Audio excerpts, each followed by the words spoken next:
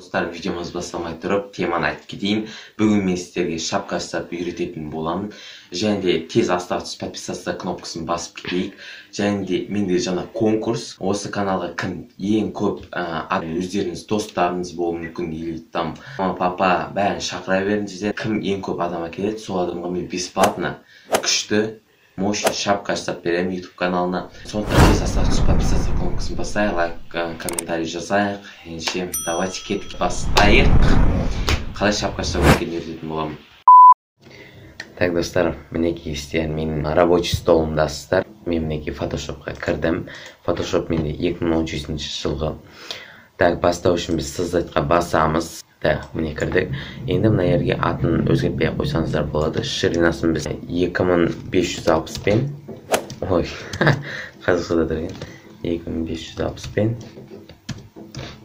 1440-қа қоямыз. 1440, мінекей. Разрешение тұра берсін, қалған бәрін қалай тұры солай қоямыз. Мына жерде ориентацияны біз горизонтально қоямыз. Енді создатқа басамыз. Мінекей менде шықты. Енді біз так, файл открыть. Қазір біз шаблонды мен сіздерге описанияға тастап кетемін. Скачать аласыздар. Мен қазір бұны таңдаймын. Рабочий стол. Открыть. Міне. Дәл осыны енді сіздер инструмент перемещенияны аласыздар да. Үстіп үстіне қоясыздар. Екеуінің размері негізі бірдей, бірақ қазір біз бұның размерін үлкейтсек, бұның качествосы теряться етуі мүмкін, бірақ қайтадан қалпына келеді. Мінекей. Қайтып үлкейте десеңіздер, Shift пен ағылшынша Т әріпін басамыз, яғни Е. Егер басасыздар да, Shift-ті басып, үстіп үлкейтесіздер, чтоб ровно болу үшін. Келді. Енді мына жер тұрған галочкаға басасыздар. Так, енді келді. Бұны прозрачностьтен біз сразу же кішірейтеміз. Бұлайынан. Біз енді бұны новый слой жасаймыз да. Бұған енді кисточка алайық. Біз кисточканы размерін 100-ге қояйық. Енді цвет бізде қызыл тұра берсін. Өздеріңізге қандай керек, сондай таңдап аласыздар. Міне осы text and logo save area деп тұрған. Осы бөлігі, мына бөлік ең қою. Бұл бөлік жаңағы телефонда көрінетін разрешениясы, ал одан кейінгісі жаңағы планшеттерде көрінетіні, ал ең ашық түстісі полностью ол компьютер, ноутбуктарда көрінетін разрешение. Сондықтан сіздер максимально осы қою жаққа тырысуларыңыз керек, бәрін қою үшін. Бәрін үстіп заброс етесіздер, бұлайынан. Так, ашық свет таңдайық.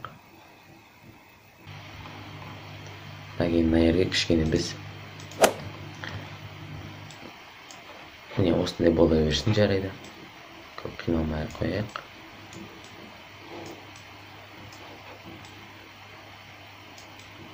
Примерно осылай. Енді мен қазір несін кішірейтемін де.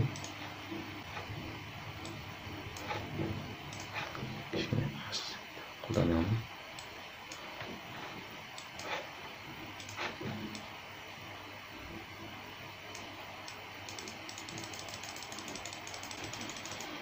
Мінекей осындай бізде туман сияқты болып шықты. Қазір біз енді бұны білетін боламыз ағатай. Так, енді достар, бәрін запоминать етіп отырыңыздар. Қазір мен өзіміздің суреттерімізді қоямын. Достар, азғанда перерывчик болды. Қазір біз жаңағындай текстін алып өтеміз. Мен бірінші көп ойланбай документари деген текст жазатын болдым. Өйткені бұл жаңағы Dude Perfect деген каналда білсеңіздер, оларда осылайша жазылған. Біздің шапкамыз примерно соғаларға ұқсас болады, сонда сөйтіп жазайық. Міне документари жаздық. Енді бұның цветін біз аппақ қылдырайық. Неге? Енді бұның шрифтін өзгертуіміз керек. Мен шрифтке бұған обычный дәл осындай шрифт қоямын. Impact деген. Өте күшті көрінеді. Қазір біз бұны Ctrl-ға басып размер өзгертеміз. Размер максималын да отыруымыз керек. чтобы әдемі көріну үшін. Примерно осынша жарайды деп ойлаймын. Осынша. Әрине өте күшті көрінеді. Қойдық. Енді біз бұның жаңағы бүйтіп изогнуты қылдыруымыз керек. Ол үшін біз міне үстіне тұрған тыға басамыз. Стильге басамыз да, жаңағындай мен бұл жерде таңдағым келіп тұрғаным аркой. Міне аркой деп айтылады. Нагиб кішкене бүйтіп кішірейтейік. Примерно осыншаға шейін болды. Осы бізге жетіп жатыр, достар.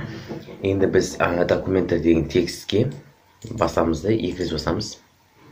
Сосын бұған тең қоюымыз керек. Біз мысалы да тең, примерно осынша емес, біз кішкене смещением, потом қараңғылатамыз, потом размерін үлкейтеміз, примерно осыншаға шейін. Бірақ непрозрачность азайтамыз, болды. Енді внешнее свечениені қоямыз, градиент керек жоқ. Внутреннее свечение, внутренний тень обязательно керек. Бұны сіздер осы настройкамен қойып алсаңыздар болады. Енді выполнить обводкаға басамыз. Мінекей, бұл жерде бізде автоматически қызыл тұр. Бұны да көріп алсаңыздар болады. Қалай жасайсыздар. Окей, болды. Міне, бізде документарий деген сөз шықты. Енді мен бұл документарий деген сөздің қасына Z деген әріпті қосқым келіп тұр. Енді біз мынандай төрт бұрыш таңдаймыз. Бұл төрт бұрышты біз қап-қара қылдырайық. Примерно размерін осынша қылдырсақ жетеді. Мінекей, жарап жатыр. Енді мұны тағы да біз Ctrl-T-мен размерін кішкене подогнать етеміз. Болды, осы жарайды қойым.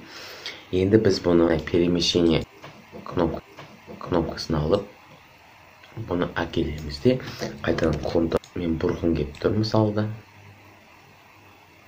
Енді бұның біз обязательно непрозрачностін азайтамыз. Осыншаға шейін. Бұл біз обязательно керек, әйтпесе бүйтіп сплошной цвет сияқты қалады. Енді текстті қайтадан аламыз да, мысалда Z деп жазайық. Z. Бұл әппақ бола берсін, бірақ біз Ctrl-ны басып, қазір переместить етеміз бәрін. Әдемі қылдырып. Осыда негізі жарап жатыр. Бірақ біз тағы бұны бұрамыз былайынан. Әдемілеп. Неге. Бұл достар осылай тұра берсін. Енді мен бұны аламын да. Бұған тоже внутренний теньді қойсам, внутреннее свечение, внешнее свечение қойсайын, болды, окей. Енді мен арғы слойға өзіміздің фотоларымызды қойғым келеді. Мен қазір бәрін в растет дайындап қойдым. Бұған тоже внутренний теньді қойсам, внутреннее свечение, внешнее свечение қойсайын, болды, окей. Енді мен арғы слойға өзіміздің фотоларымызды қойғым келеді. Мен қазір бәрін в растет дайындап қойдым. Ой.